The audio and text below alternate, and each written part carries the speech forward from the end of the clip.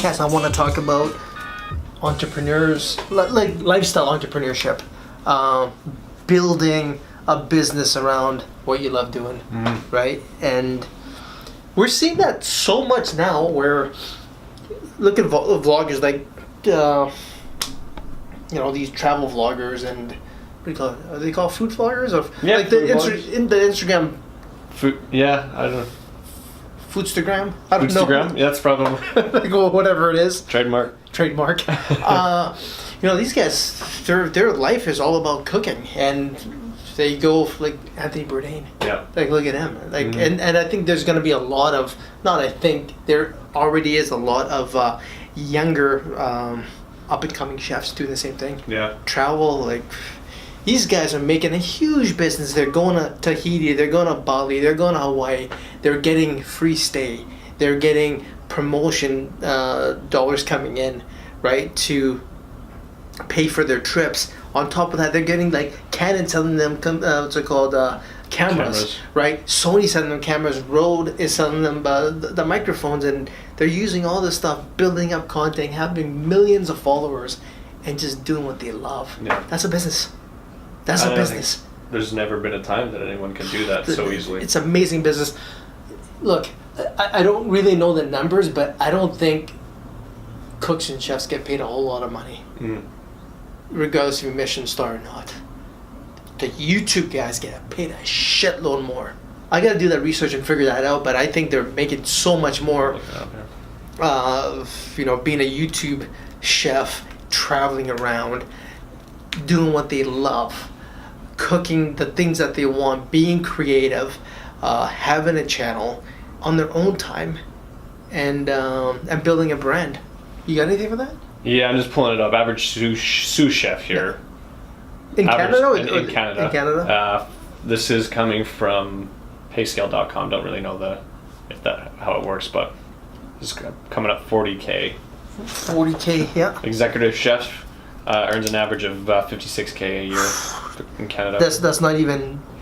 That's below. Well, in this city for sure, Vancouver, Toronto. Wow. Yeah. Wow. But to speak to that, the ability to, or the time that we live offers so much opportunity to get outside. For sure. Look, this 40K and 56K. You're somebody as an employee. Mm-hmm. I would even take 30, not deal with any headache and BS, and build my own brand. Mm. Right? Cut it down part-time. Cut this thing down part-time. Go live wherever you need to. Right? Save and have this pointed somewhere and cook and create. And then you're going to have people contacting you. Then you go there, you speak. Or if you don't want to do any of that stuff, you produce your own brand. Right? You don't have to go. Vidges has done well because of his products. Right? Well, I'm not sure if the guy has done well, but take his products and he puts his name on it. Yeah. Right? Brand. Yeah. Brand, and then the name's there. You sell that, and that's what a lot of these lifestyle entrepreneurs can do. Those are two we're talking about. A friend of mine, when I was a mechanic, he left. I'm like, what are you gonna do? He's like, I love surfing. I'm gonna go to Australia. I'm like, are you gonna work on cars there? He's like, no, I'm gonna open up a surf shop, and that's what he did. Right, like all day long, this guy's he's on a beach there, rents out his surfing stuff, and when I went to visit him, he actually had a hot dog stand there too. Really? Right. And he's loving it. Yeah, I haven't touched base with this guy in like almost 20 years now. Get one of today's leaders. Let's take a little trip.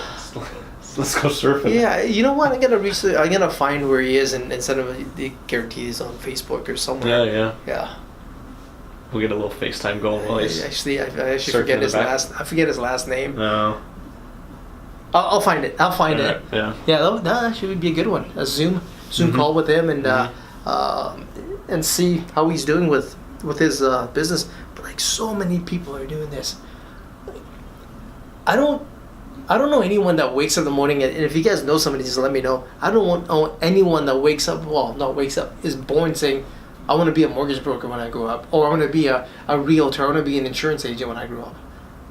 Who the hell says that? Yeah. Right? But they all want to be a traveler, or they want to be, policeman is one, fireman, a doctor, and things like that. But wake up in the morning and be an insurance agent. Yes. So what about the day when we all wake up and everyone decides they don't want to be a mortgage broker anymore or an accountant? Perfect. And we don't have any more. I get the business then. I know, but say you don't want to be it either. Right? So let's say they all wake up. What if there's no? Oh, what no, if everyone has to do I what totally they want? will. I totally will. Yeah. I totally will. I'll hire out and I'll build that way. So I'm just playing devil's advocate here. It's Opportunity. like telling people to do what they want to do what they love.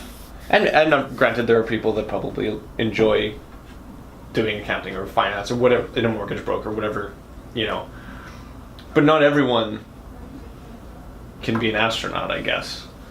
But, like, what do you say to that? To people who say, well, we need... Not everyone can be an astronaut, but everyone that loves it can create content, can put it online, can know about the rockets.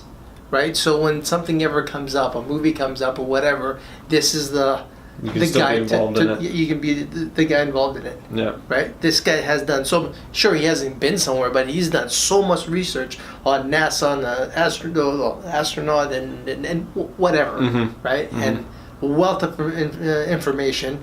He's got pages all over social media, right? All the platforms. He's talking about it. There you go. He's built a brand. They built a brand. He or she has built a brand, and that it's so wide open today. Again, that is what a lifestyle entrepreneur is. Yeah. In the beginning, it's gonna be hard to make money, but fine. You're doing something that you love. Whatever you're doing full time, you cut down to part time. If you're a cook making 40 and you can live off of 20, I'm not sure if somebody can, but if they can, and then the other half of your day, you're spending creating content, talking about it. There's no end. Yeah. There's no end. You're probably gonna be happier. Is it funny that you find, like, when people come to you and say, "Oh, what do I do? What do I want to start my own thing?" And I edit your videos and stuff. I think a predominant response that you have is, "What do you love?" I think a lot of people they don't even know what's right in front of them, or that they don't realize that maybe that they can do something out of what they love. I think number one would probably like how am I going to pay my bills, right? The ones that come into the office, right? We don't have too many younger ones, but majority of the ones that come in here are they have some type of responsibility, either it's rent or it's maybe a child. So they look at that, like security. They look at number one, and then can I afford this? And most of them can. Most of them can. There's something else blocking them. Yeah. Well, how about if I fail? Right, that's probably one of them. Well, what people think if I fail is probably another one. Or what people think if I succeed, even. Yeah. Yeah. Which is even. That's another one too, right? Yeah. Right. I gotta leave my friends behind. I gotta leave my family behind because I succeeded, or people will think I'm a asshole. Who knows what's going through their head? But a lot of them can. So many of them can. Yeah. I got blocked starting this. Yeah. Totally got blocked for a good 18 months or so. And what was your biggest block? Running this. Yeah. But beyond just running this, did you have mental things as well? Ego. Oh, yeah, ego. Like what people think. What.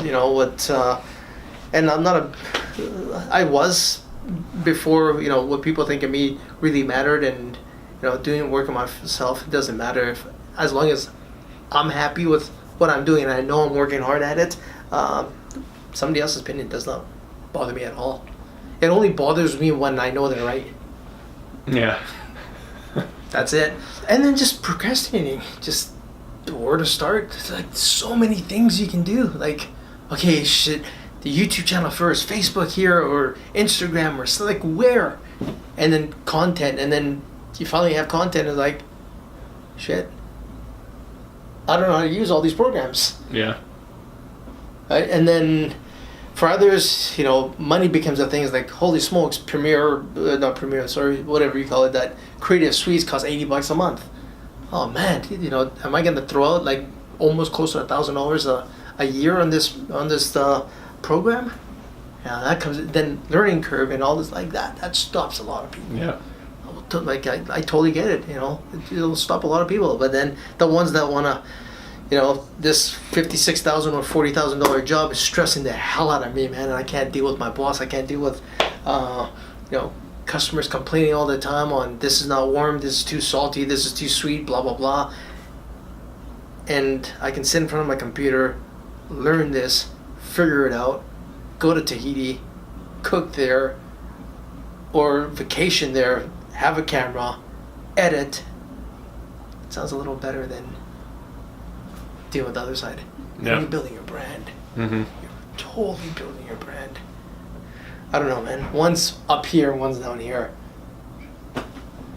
And up here is the lifestyle, entrepreneurial lifestyle. I think that almost like main point here is that you probably don't even realize that you can make a enjoyable career out of your lifestyle. Look, when this guy I know that went to Australia to do this stuff, we're talking mid-90s.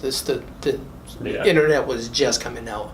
Like, things really did not exist. Like, nobody had, cell phones were around, but nothing to what it is today. Social media did not even exist. I don't even think MySpace was around back then. No. Oh no, not at all. No. MySpace came out like late 90s. We're talking mid 90s here. This guy turned this into a business, and I could not see it at the time until I went to Australia and then actually seen it. Like, holy smokes, this guy's sitting on, like, come on, we're in Vancouver from September to maybe March. It's gray, it's dark, it's horrible. You're under a car, you got the wetness from the rain dropping in on top of you, snow hitting the back of your neck, and you're free. And then going to Australia, and you got like 300 days of sunshine. You got this blue beach, white sand, or somewhat white. And you're doing what you love to do, man. And today it's so much easier. Like, guys are doing it. And we're looking at one of the guys yesterday, had a page, Instagram page, 1.5 million, and his YouTube page was like almost 1 million, 900 something thousand. Half a mil. Was it half a mil? Yeah. Oh yeah, that's right, 500,000, and then 1.2 on Instagram. Those aren't small numbers. Those are massive numbers, and this guy is living his dream. Mm-hmm.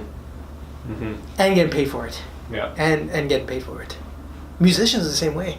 Musicians to me are, and sports players, they are my lifestyle, and this lifestyle has become my business. Yep. They get on board a shot. Play the DJ Khaled bit. We'll play Khaled, yes.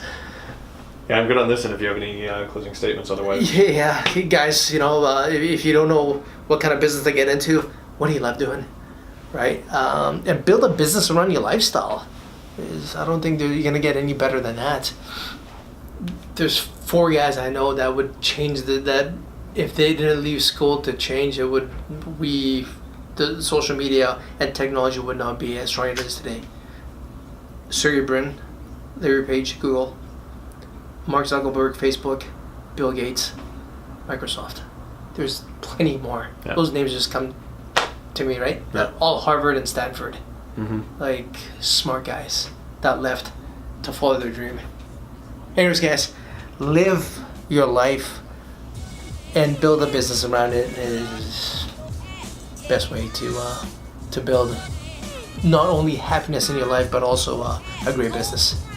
Until next time, live it up.